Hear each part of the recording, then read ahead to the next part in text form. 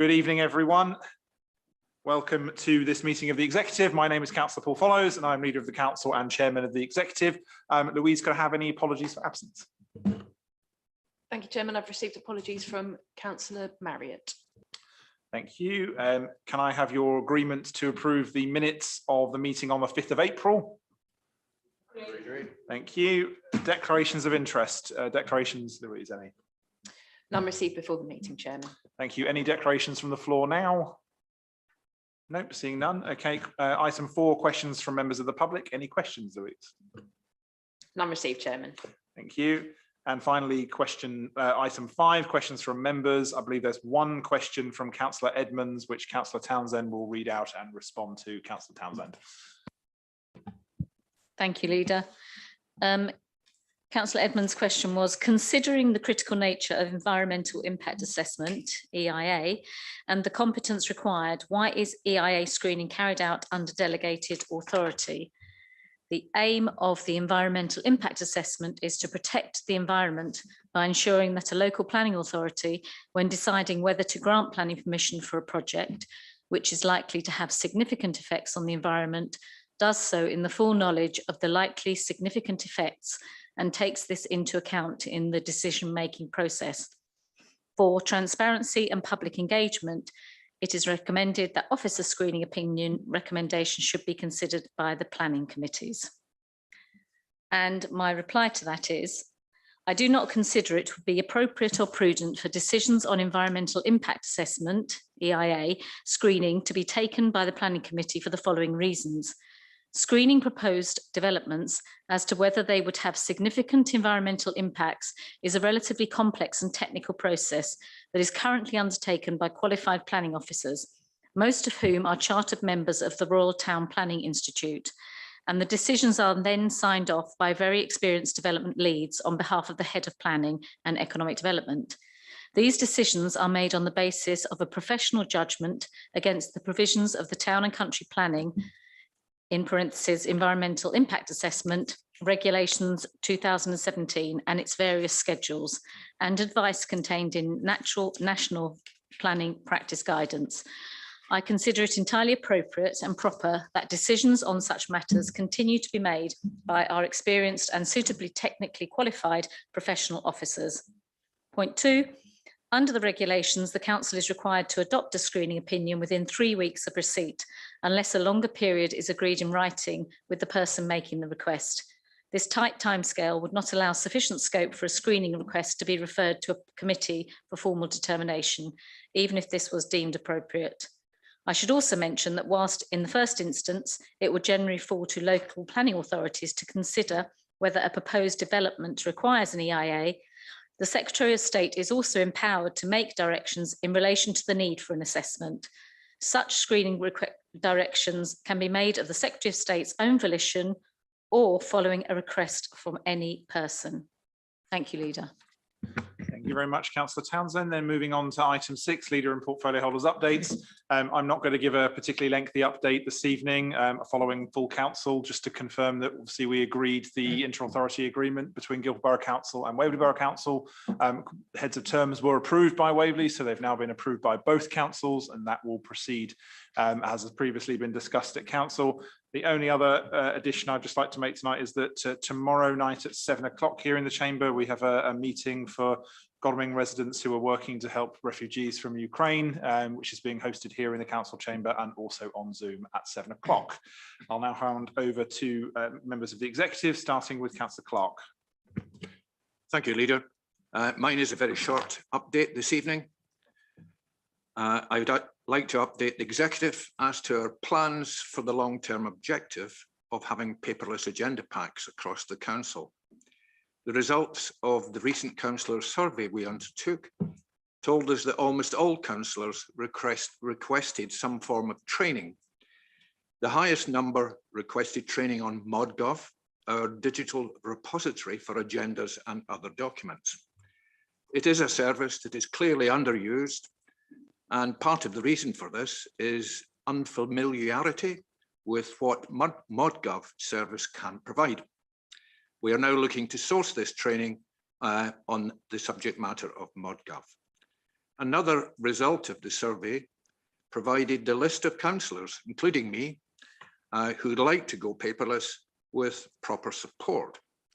That support could come in the form of equipment or training or a mixture of both. And what was apparent is there isn't a one-size-fits-all solution. So over the next few weeks, I will be contacting these councillors to ascertain their individual requirements. Our intention is to have a paperless solution that is flexible and can be in place in time for the next intake of new councillors in May of next year. Thank you, Leader. Thank you, Councillor Clark. Councillor MacLeod. Thank you, Leader. As you said, we all reported a week ago at the full council meeting, so we can keep this report quite short. On Brightwells, there have been problems with the build at Brightwells, but in the circumstances of shortage of building materials, staff shortages and so on, it's progressing reasonably well, and it should be completed before the end of the year, with the exception of the fit out of the cinema, which is proving to be more complicated than originally thought, and that now won't be completed until early next year. In the residential side, the first residents have moved in, and we're advised that the flats are selling well by Chris Nicholson. On the commercial side, we're also advised that the letting out to prospective tenants is going well, but we still don't have too many names to release. Hopefully they'll come out at the next board meeting. On enforcement, as I said previously, we're conducting a review of enforcement across the whole council and coming up with some good ideas on how to improve things, but we can't actually put them into practice until we know what the new management structure is going to be, which will happen in the next 2 or 3 months.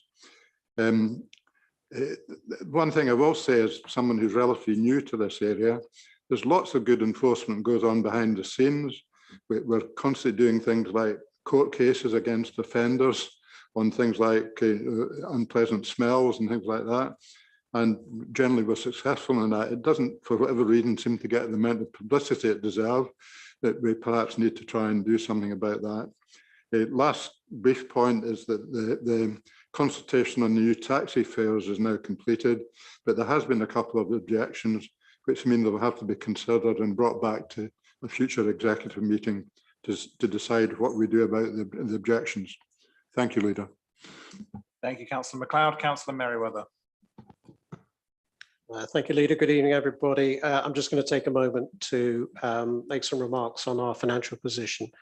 Our 2021-22 fiscal year has closed, and we are now shortly going to be making recommendations on our outturn position, which, as I speak, is on or close to our expectations. 2022-2023, as far as our budget is concerned, I said in February that budget is a malign threat to us, and inflation is already testing our budget assumptions.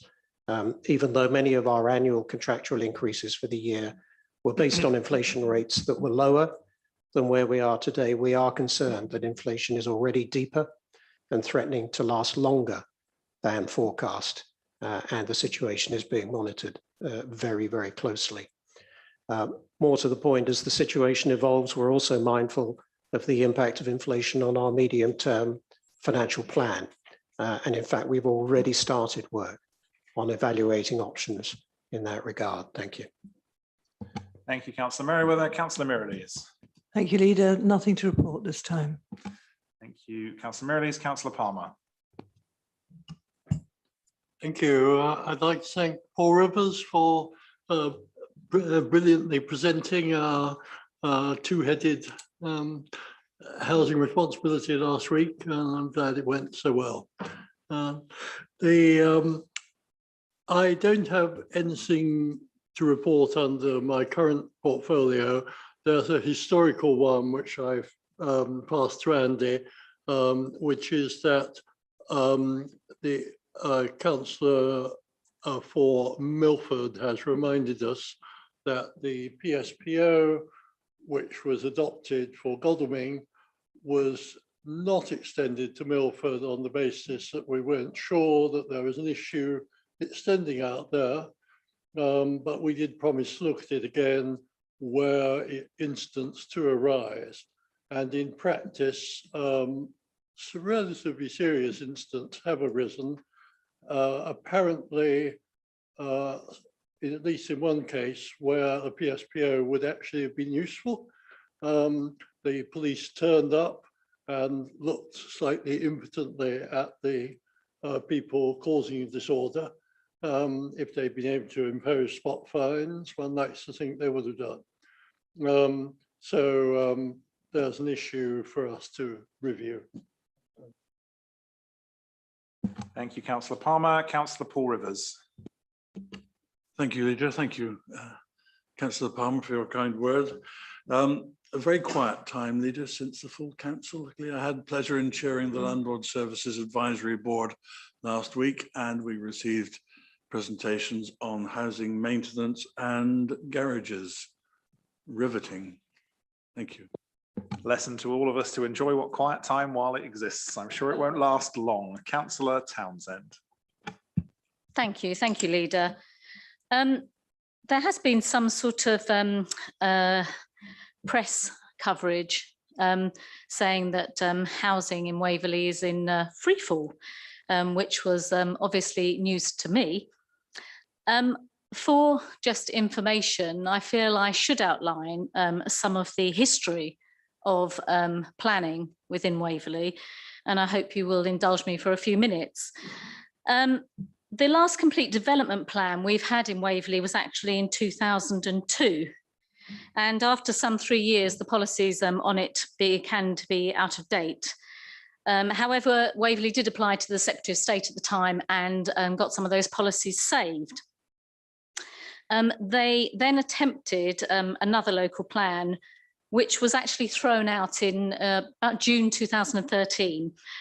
And this was after consistent and repeated advice from the planning inspector that the numbers that they were basing the plan on, which was roughly about 230 per annum at the time, were completely inadequate. So after quite a bit of toing and froing, the administration at the time had to withdraw that plan in October 2013, which actually further eroded planning protection in Waverley. And it left the barn door sort of wide open for speculative development on our green fields. The administration then embarked on a new plan, which formed the basis of Local Plan Part 1, based on updated housing numbers then of 519 per annum. And it also outlined within the plan a 5-year housing land supply as well, which was robustly interrogated and obviously was found at the time that it would be sound. However, the inspector then also asked Waverley to justify why it could not take some of Woking's unmet need. Between the explanations that then went, that came from the administration, the inspector was not convinced that the numbers would not increase, and our numbers went up to 590 per annum, and that was what our local plan was based on. And that was then adopted in 2018. Within that local plan, it did make a commitment that there would be very quickly a local plan part 2. And the inspector did comment on this accelerated local plan part 2 at the time. And so then we found ourselves going through with the local plan part 2. And the estimation of that was that it was due to be published in June 2018, with adoption then in April 2019. And this adoption was in accordance with the timetable and the sites that were then identified that were coming forward. Everything seemed to be moving forward very quickly, and there was an overwhelming sense of urgency at the time. However, cracks were beginning to appear, and a public consultation did go ahead within May and July 2018. And there was a lot of talk, and it was rumour and chatting in the corridors, so to speak, about why the plan might not go ahead. And actually, it actually got pulled 2 days before an executive meeting, and without any pre-warning, it was taken out of the agenda, and that was in about, what have I got here? It was meant to go through July 2018, and in October it was pulled, and then there was silence. So we heard nothing at all. Nothing went ahead. It was meant to be for more consultation to take place, and nothing went ahead. So that was in October 2018. And as we know, then an election took place in 2019. And that is when the current administration came in. And far from being in free fall, I would argue that we actually gave a parachute to Local Plan Part 2 and rescued it.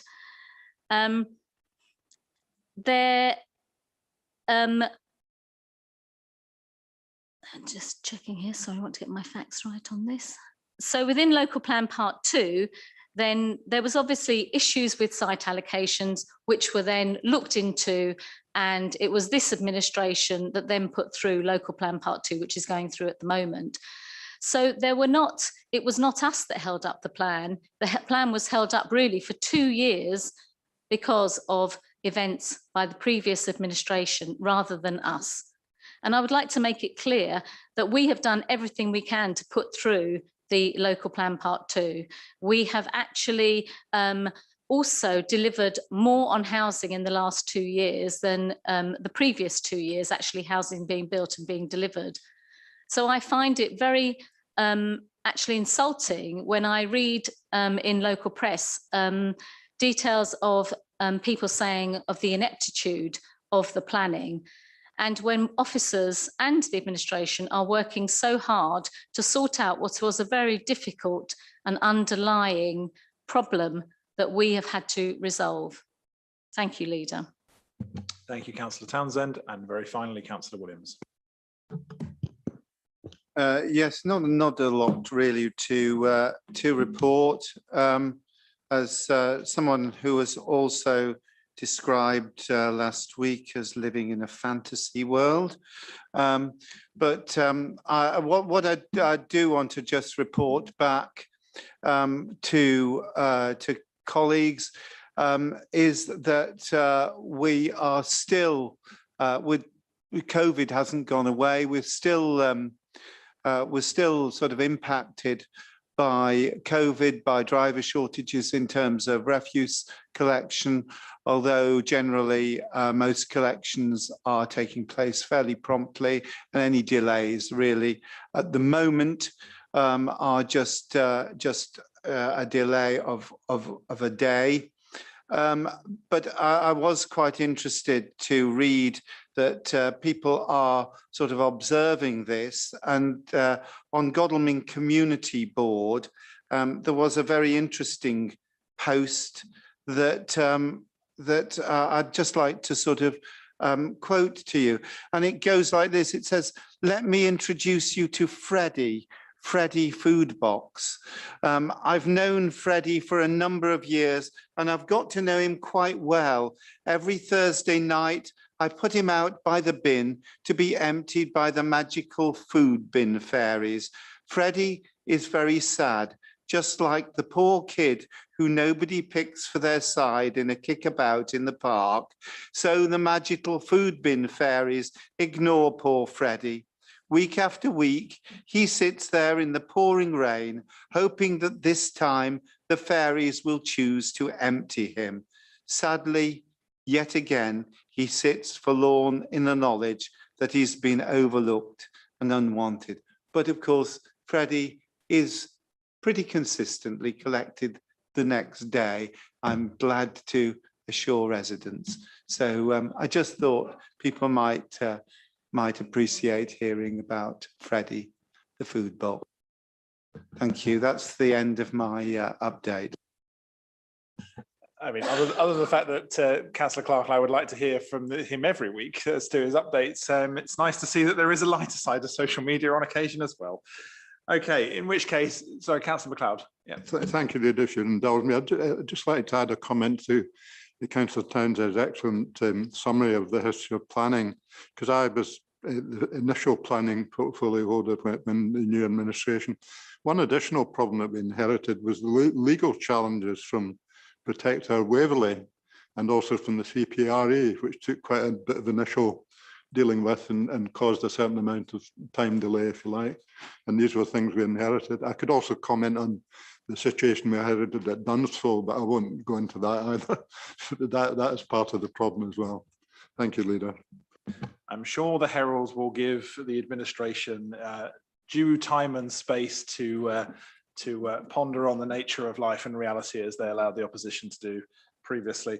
In which case, moving then on to item 7, which is the exclusion of press and public. I'm fortunately able to just refer you to the significant paragraph from the Local Government Act and the recommendation these days. Thank you to the monitoring officer for that. Can I have all those in favour of moving into exempt session, please show. Thank you. I'll now pause while we stop the webcast and move to exempt session.